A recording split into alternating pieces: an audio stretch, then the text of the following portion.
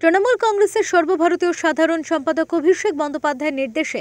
আগামী 10ই মার্চ কলকাতার ব্রিগেড জনগর্জন সভার ডাক দেওয়া হয়েছে।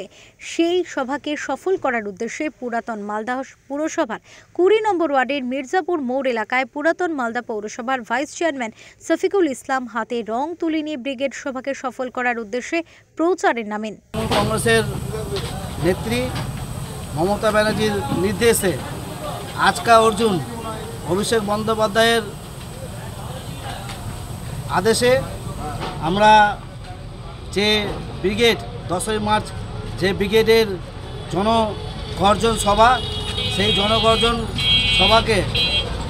সাফল্যমণ্ডিত করার জন্য যে কেন্দ্র সরকারের বঞ্চনা,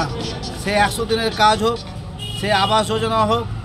বিভিন্ন প্রকল্পে টাকা আটকে রেখেছে, সেটার জন্য যে আমাদের দলের সাধারণ সম্পাদক সারা ভারতবর্ষের মাননীয় শ্রী অভিষেক ব্যানার্জি সেই সভাকে সাফল্য করার জন্য আমরা আজকে যে জনগর্জনের ডাক দিয়েছেন, সেটার আমরা ওল্ড মালদা শহর তৃণমূল কংগ্রেসের 20 নম্বর ওয়ার্ডে ওয়াল লিখনের মাধ্যমে আমরা সে প্রচার শুরু করলাম। মালদা থেকে প্রশান্ত দাসের রিপোর্ট, ওঙ্কার বাংলা।